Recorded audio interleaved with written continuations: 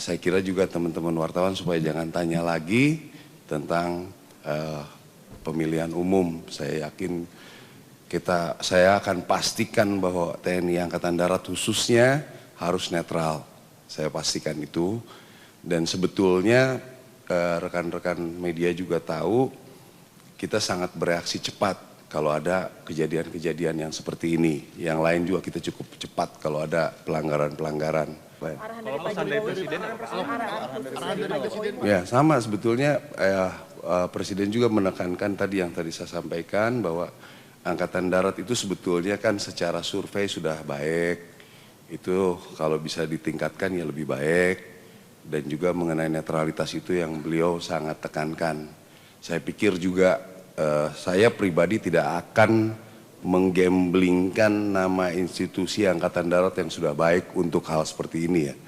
Saya tidak mau, nanti ini akan menjadi sejarah yang panjang bahwa kami di TNI Angkatan Darat khususnya tidak netral dalam pemilihan umum gitu. Pak, berarti bakal ada sanksi tegas apabila ada prajurit TNI AD yang nakal mungkin di pemilu? Itu sudah pasti ya, karena zaman sekarang itu kan mencari bukti itu tidak sulit. Banyak orang misalnya tiba-tiba sudah ada rekaman video, sudah ada ini ya, jadi sangat mudah sebenarnya kan. Saya pikir Angkatan Darat khususnya itu akan cepat merespon hal-hal seperti ini. Ya. Kalau sudah ada bukti ya kita pasti ada tindakan gitu.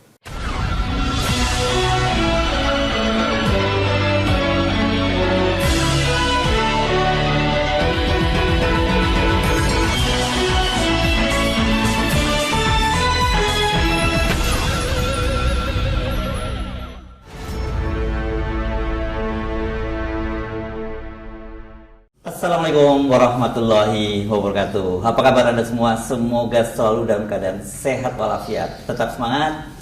Kembali berjumpa dengan saya Hersy Beno Arif. Saya akan mengajak Anda untuk berbincang tentang satu topik yang saya kira pasti banyak sekali orang bertanya-tanya, memperbincangkan, karena kemarin Presiden Jokowi kan baru saja melantik Kepala Staf TNI Angkatan Darat, yakni Jenderal Maruli Simanjuntak. Dan Jenderal Maruli Simanjuntak menggantikan Jenderal Agus Subianto yang sudah dipromosikan menjadi Panglima TNI. Dan orang kemudian bertanya-tanya, ini kok orang dekat Pak Jokowi semua ya yang jadi petinggi di TNI, Panglima TNI, mantan Komandan Pas Pampres, Pak Maruli ini juga mantan Komandan Pas Pampres, dan lebih khusus lagi kalau Pak Maruli ini adalah menantu Pak Luhut, ini tangan kanan dan orang dekat Pak Jokowi.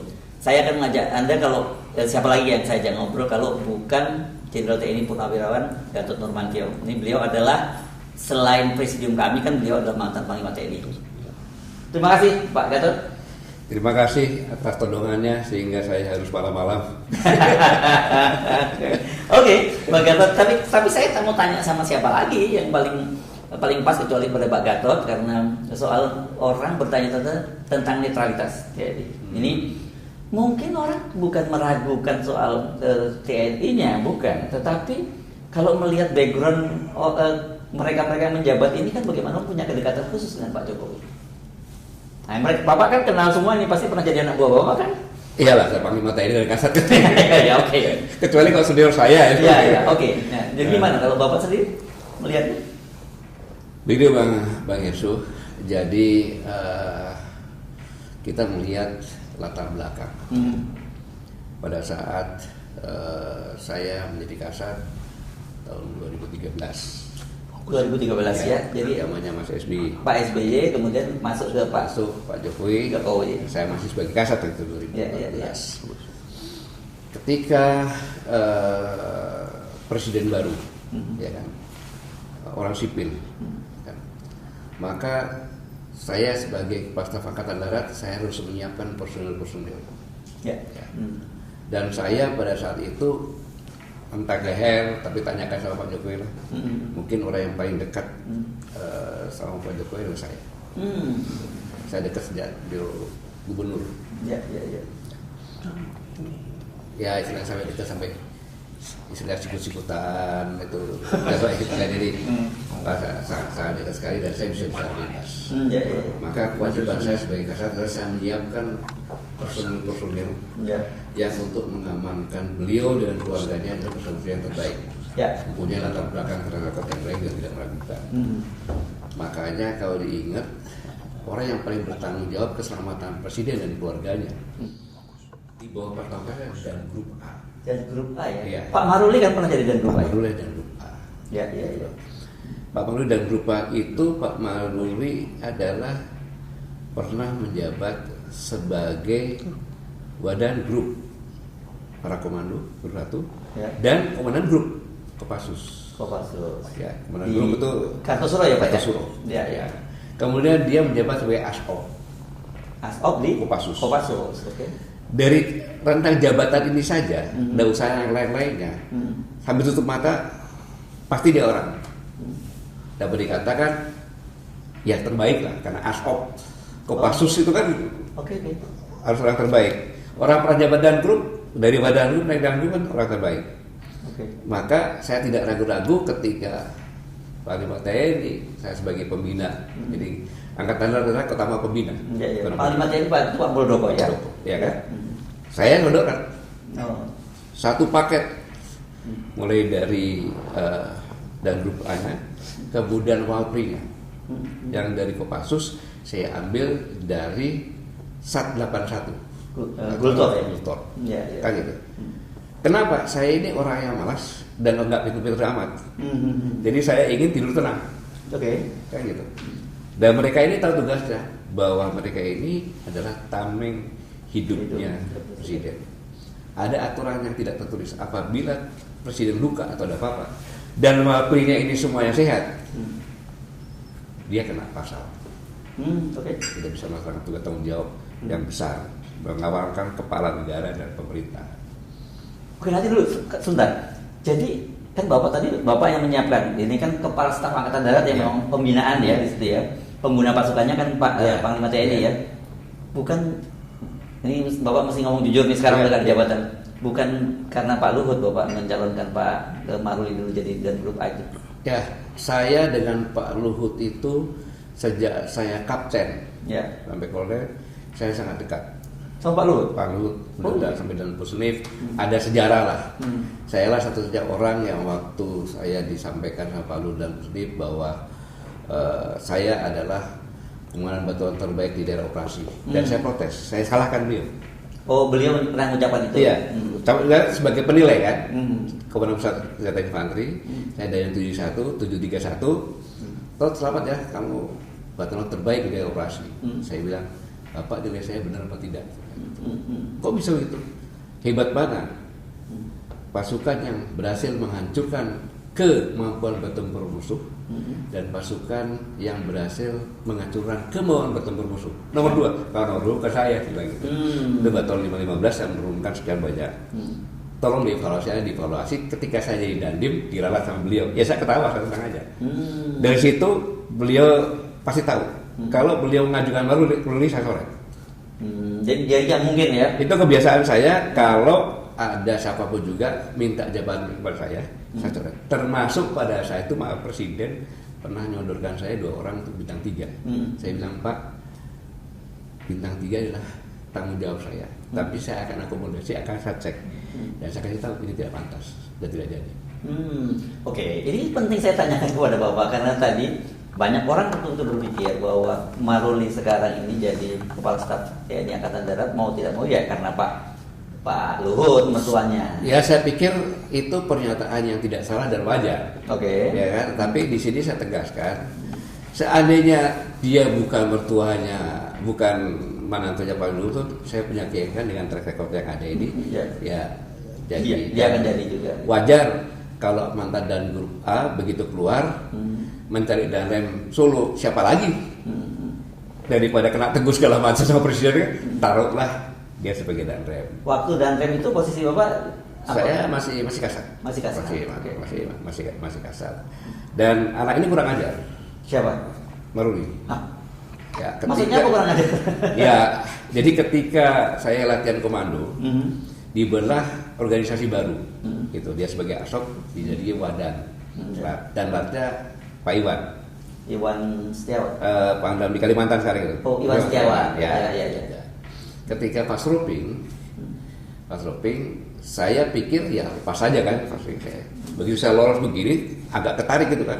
Ternyata dipasang pengaman dari belakangnya. Ya, pengait gitu. Ya, pengaman. Saya bilang ulangi. Udah selesai saya nggak tahu siapa kan di atas helikopter saya.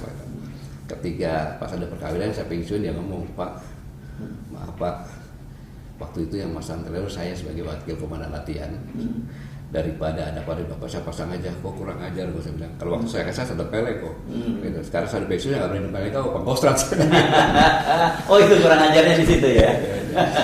Tapi Bang Hersul, bukan apa-apa, tapi saya harus mengatakan ini orang hebat. Pak Maruli ya. Jadi teluhurnya gini. Ingat pada saat pembebasan sandera di Papua, ketika para perwira akan saya beri kenaikan pangkat luar biasa.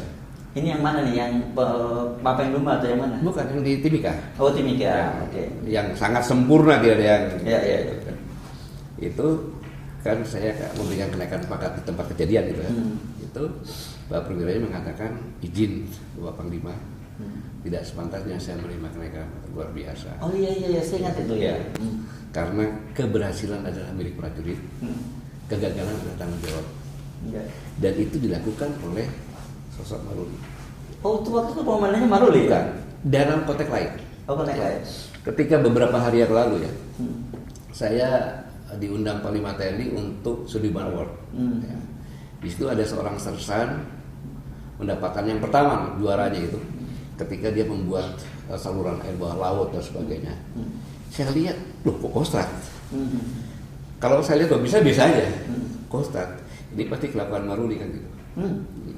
Makanya begitu keluar, pas di tangga sama pulang ada dia, saya ngomong sama ada asistennya, ada teman sangkatannya. Ini orang ini kurang ajar, saya bilang. Nah, kurang ajar lagi. Kaget dia, siapa Pak? Ini kata Jenderal Maruli kan. Kenapa? Dia punya prestasi yang luar biasa, tapi dia diam. Udah nggak usah Maruli lah, tapi kostrat lah kok angkat, saya bilang gitu.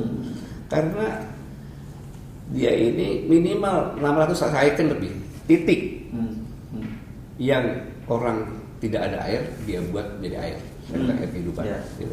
Air sudekat, jadi mungkin dia disebutnya orang sana. Ya. Sekarang air sudekat. Itu dari sejak dia Pangdam. Oh, oke. Ya, kan? Itu yang buat saya marah. Ya kalau kamu nggak mau menonjol Pak, kostratnya lah. Ya saya bilang, kau buatlah film, koro editing jadi suatu film. Dokumenter gitu ya. Gitu. Ya. Nah, terus gimana caranya? Akhirnya dia menerima rekor muri. Dia tidak tahu bahwa itu ada acara rekor muri. Itu kejutan bagi teman-temannya itu. Maksudnya supaya terekspos ini kerja yang luar biasa itu. Jadi saya katakan bahwa keberhasilan itu dia terapkan milik prajuritnya kan. Nah ini pemimpin gitu. Itu yang saya bahagia mendengar. Ya.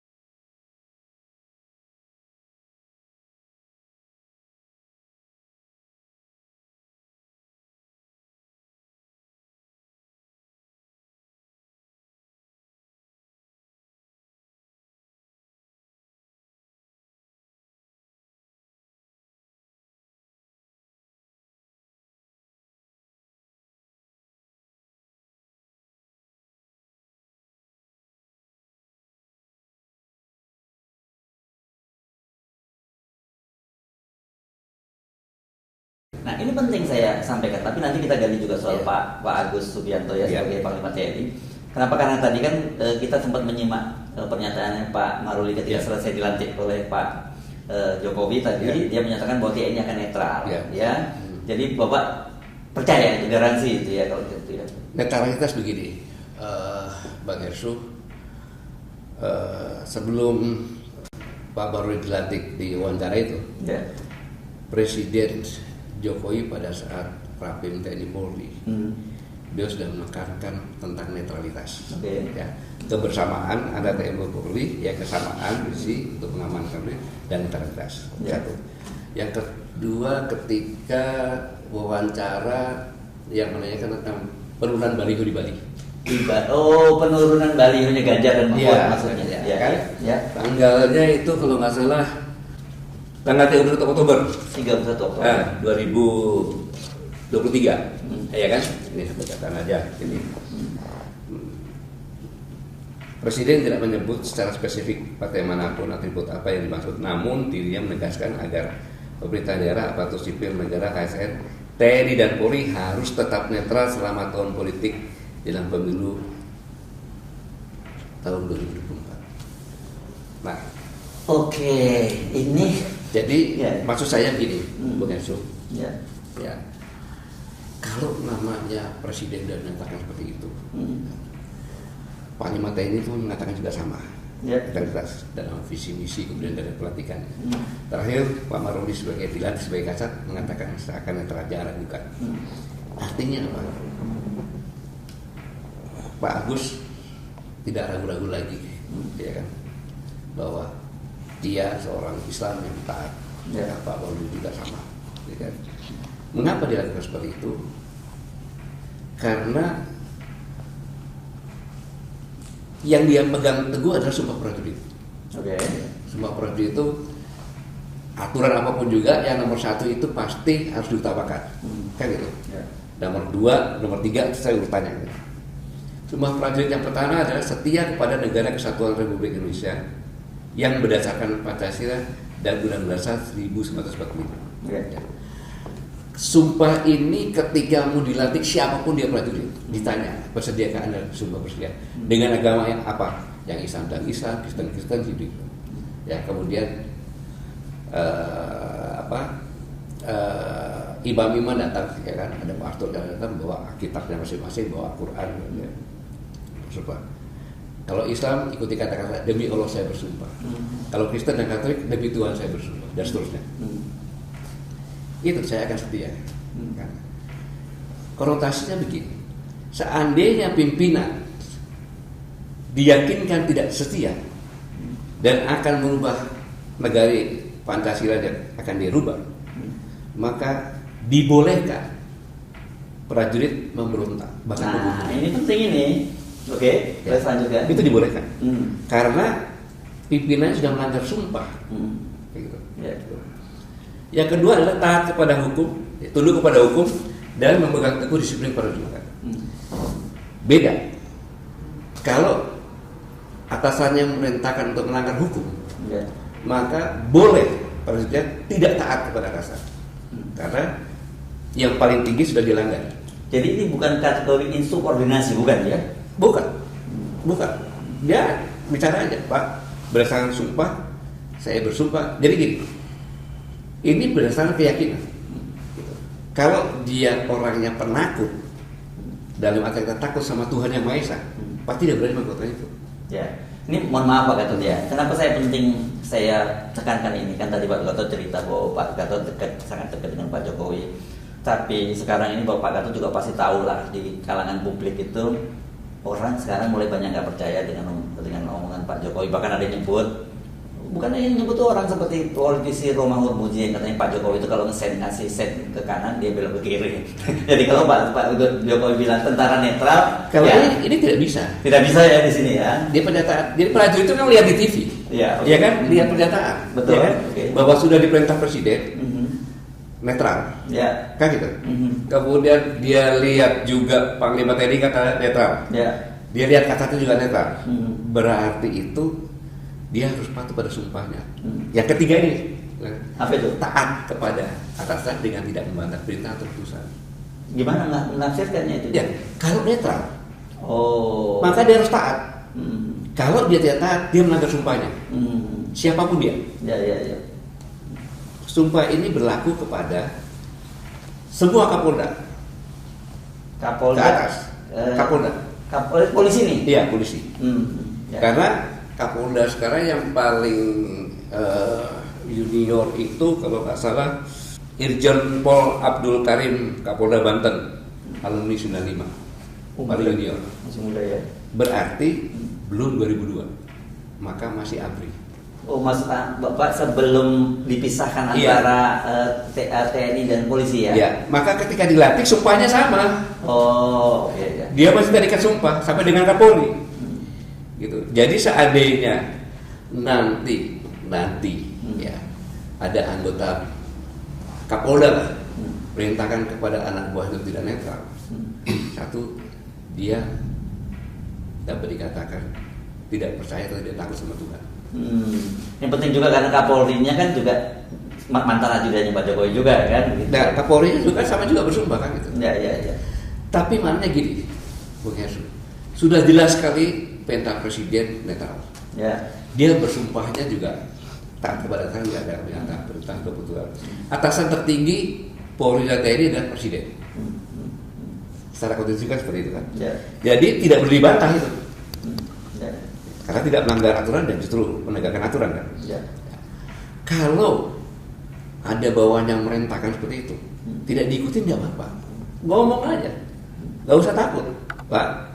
Atasan saya presiden yang paling tinggi. Kenapa bapak insubordinasi? Iya dong. Ya. Kalau dia insubordinasi dia, Ya. ya kan? Laporkan saja. Kapolda saya, Pangdam saya, kasat saya insubordinasi Pak, mereka saya tidak netral. Dan orang-orang ini adalah orang-orang yang menurut intuisi saya dia biadab. Yang mana nih yang biadab? Kalau mengatakan tidak netral, berpihak.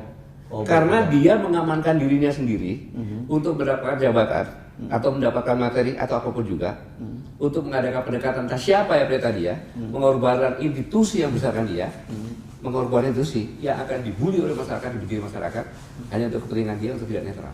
Jadi Bapak percaya bukan hanya TNI yang akan netral, polisi juga akan netral gitu?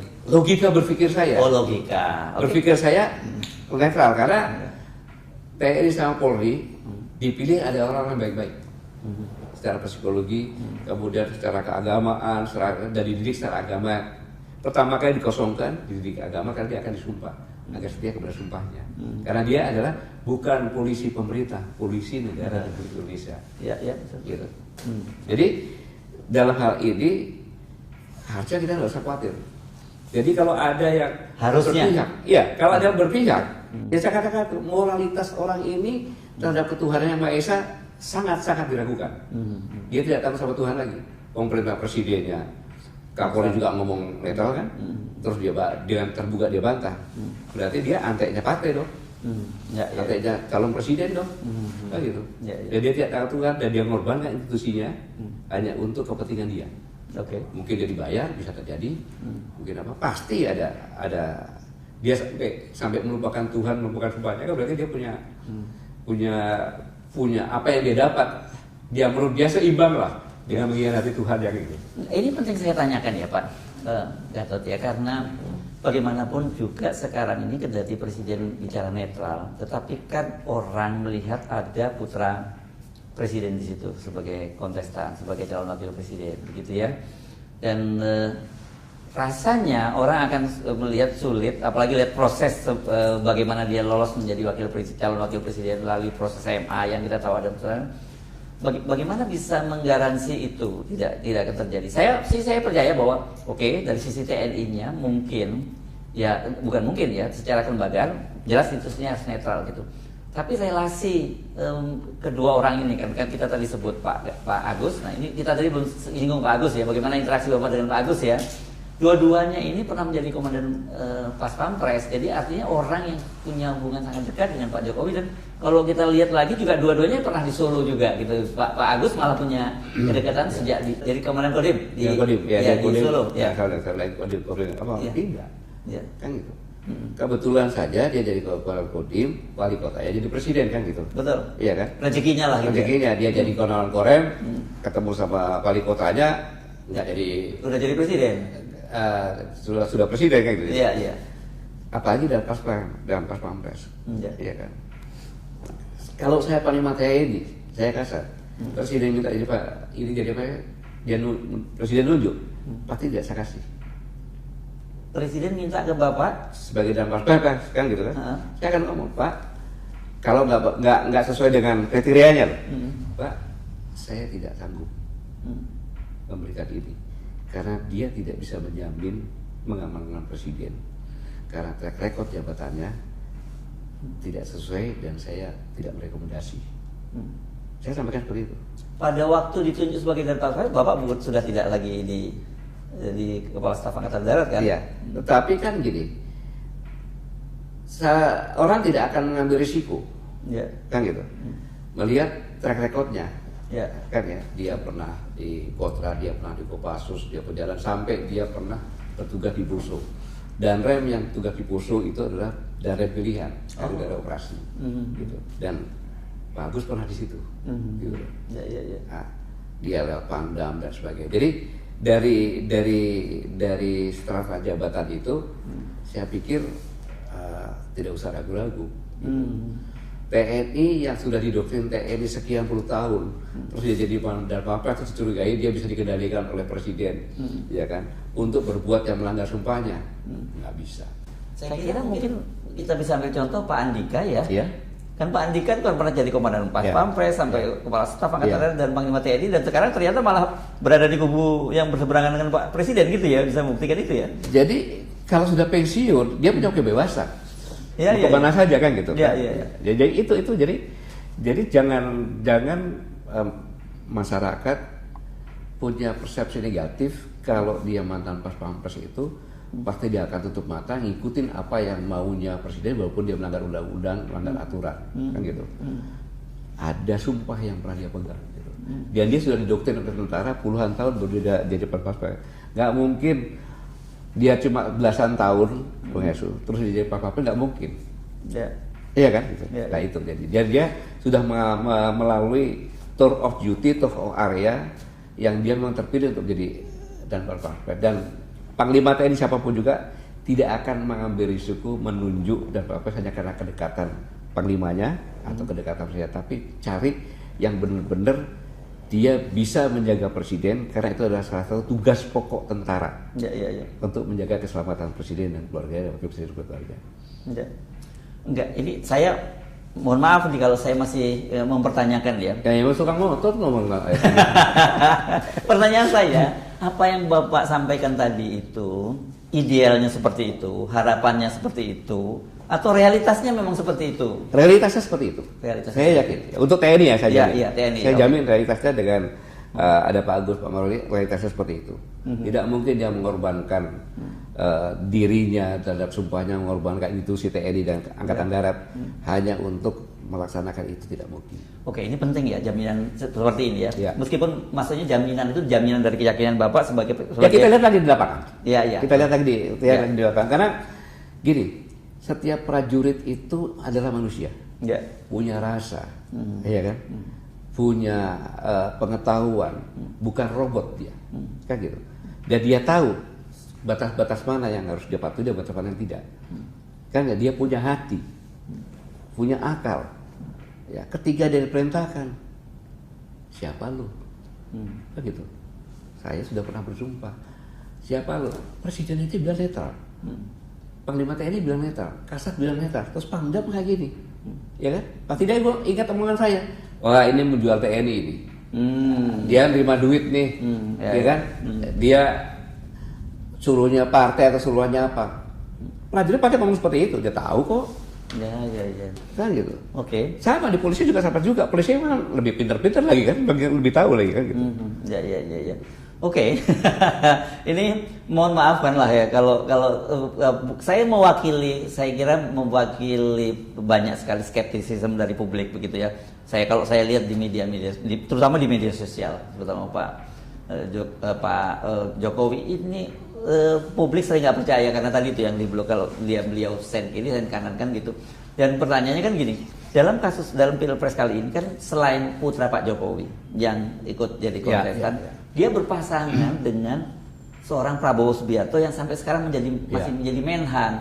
Menhan kan urusannya juga dengan TNI Pak, dan Pak Prabowo ini rajin sekali bertemu dengan para babinsa, bagi-bagi motor, bagi semacam dan sebagainya. Kan tentu ada rasa orang yang sudah baik begini pada saya ya mesti saya bantu gitu.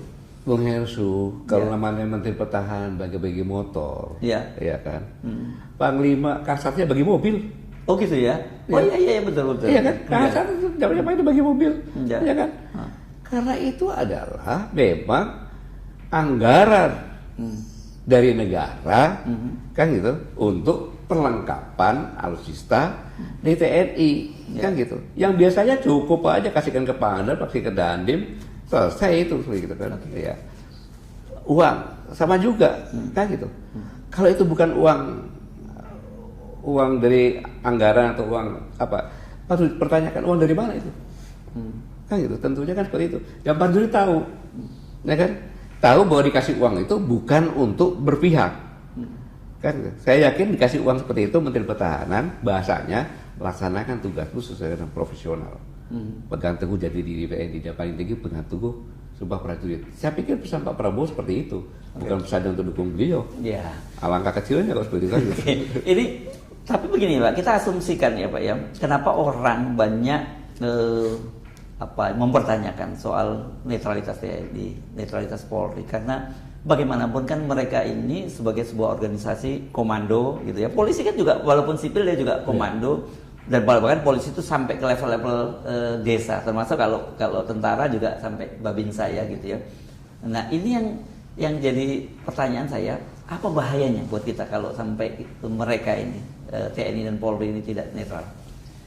Bung Hersu, TNI itu adalah Tentara Nasional Indonesia. Ya. Dia alatnya negara. Alat negara, betul. Polisi juga ya, alat negara juga ya polisi. Alat negara juga sama. Ya. Jadi semua yang mengadakan fit and proper test itu adalah alat negara. Ya. Badan Intelijen Nasional, ya kan? Ya. Polisi. Badan Intelijen Negara Pak. Badan Intelijen Negara sebagai polisi, kemudian TNI juga, ya kan? Itu alat negara. Ya. Maka Presiden, ya kan, memperkenalkan kepada Komisi 1, ini loh calon saya. Gitu. Jadi nggak lulus fit and proper test nggak ada masalah, tetap aja bisa dilantik, nggak ada larangan. Gitu. Betul. Nah, dalam negara itu yang menjadi tugas dari TNI dan Polri itu, tentunya profesinya masing-masing kan, itu adalah wilayah kedaulatan, ya kan, kemudian rakyatnya, ya, kemudian pemerintahannya, dia harus berdiri sama rata semuanya ini. Gitu. Jadi bukan tentaranya pemerintah Republik Indonesia, negara Republik Indonesia. Gitu. Ini sangat berbahaya ketika dia tidak menjaga rakyatnya, hanya berpihak kepada pemerintahannya. Dia tidak adil. Ini sangat berbahaya. Karena kekuatan TNI itu intinya ada di rakyat, kebersamaan dengan rakyat. Ini pernah saya jelaskan karena Bapak Presiden Pak Jokowi dari sipil, Wakil Panglima TNI, dia pernah bicara dalam momen karena sekitar bulan September 2015, ketika beliau nanya ada suatu masalah kok Bapak bisa ketahui seperti ini begini. Saya bilang tugas tanggung jawab Panglima TNI adalah menjaga agar pemerintah ini yang bawa pemimpin berjalan sampai dengan baik. Gitu. Kapan? Saya bukan pengkhianat Pak, tapi apabila rakyat berbondong-bondong demo, ya kan? Saya pastikan Pak, saya di belakang rakyat. Karena ada kesalahan yang dibuat oleh pemerintah. Oh, sampaikan itu? Saya sampaikan. Karena saya tidak mau dibilang pengkhianat. Karena apa? Ya saya katakan saya adalah tentara negara. Jadi sebenarnya itu bukan sikap pribadi Pak Gatot ya? Bukan. Itu sikap sebagai sikap seorang prajurit TNI. Iya, sebagai prajurit TNI. Iya. Dan jadi di TNI kan tentara rakyat dulu. Baru tentara pejuang, ya kan? Tentara nasional yang profesional kan. Jadi itu saya sampaikan. Oh begitu, iya Pak. Saya bukan kalau suatu saat terjadi seperti itu, saya bukan pengkhianat, Bapak, saya sudah nyampaikan ke Bapak, itu yang saya lakukan. Oke, artinya kalau sekarang ini kemudian Pak Jokowi ingin menggunakan TNI dan Polri untuk kepentingan-kepentingan politiknya beliau, itu sangat mungkin akan terjadi penolakan di kalangan, terutama TNI deh, jangan ngomongin Polri kan. Sudah pasti. Sudah pasti. Sudah pasti. Mereka dididik udah gini loh. TNI ini kan sudah mengawal pilpres dan pilek kan sudah panjang jalannya kan gitu, sudah panjang jalannya gitu. Jadi mereka sudah tahu apa yang harus dilakukan dan apa yang tidak boleh dilakukan dalam mengawal pemilu dan pilpres ini. Jadi sekali lagi jangan ragukan TNI. Saya tidak bicara Polri ya, tapi secara logikanya juga sama. Ya, karena sudah dilandasi dengan asas-asas yang sudah melekat dalam kehidupannya gitu. Oke. Ini sebut semacam garansi secara moral dari Pak Gatot, tapi saya kira mungkin saya menangkap juga semacam imbauan juga ya, Bapak sebagai senior mengingatkan para junior Bapak untuk tetap memegang jati diri TNI gitu kira-kira kan. Saya tidak perlu mengingatkan, sudah tahu lah pasti. Oh, nggak perlu diingatkan ya? Kita sudah tahu lah. Oke. Hanya menghimbau saja lah. Menghimbau saja, ya. Oke, mantap. Kita cerita TNI close ya, Bapak. Hakul yakin itu tidak akan. Saya yakin, apalagi dengan pernyataan Panglima TNI secara pribadi, ya kan, orang semuanya tahu kan. Kemudian begitu Pak Maruli juga Pak Kasat begitu dilantik menyampaikan seperti itu, dia bahkan dijabarkan dan sebagainya, dan akan merespon cepat dan sebagainya. Ya tapi ingat tuh Raffi, tentara itu kan banyak. Ada yang bandel. Memang dipilih-pilih orang yang bandel-bandel, kalau orang baik-baik kan nggak mungkin kayak gitu. Ya kalau ada 1-2 orang yang berbuat kemudian institusi sudah melakukan penegakan hukum yang dikatakan itu TNI secara keseluruhan dong. Kecuali kalau ada pembiaran. Nah, itu beda kan gitu kan. Nah, tinggal laporkan saja Pak, ini begini-begini. Contohnya ada mobil tentara kan itu. Dia bawa orang terus kibarkan bendera salah satu partai atau bendera wajah kontestan calon presiden. Itu tidak netral berarti. Laporkan saja itu. Dan saya yakin tuh minimal komandannya dicopot tuh pasti. Okay. Saya yakin tuh. Nggak mungkin tapi untuk level-level bawah seperti Babinsa itu ngambil inisiatif sendiri dalam situasi semacam ini. Saya katakan bisa juga kan gitu. Oh, bisa juga. Contohnya gini, istrinya sama anggota DPR kan gitu kan. Terus secara tidak sengaja dia boncengin istrinya pakai pakaian salah satu partai kan bisa juga seperti itu kan gitu. Tapi itu adalah oknum TNI, bukan institusi yang menggerakkan. Harus bedakan itu. Oke.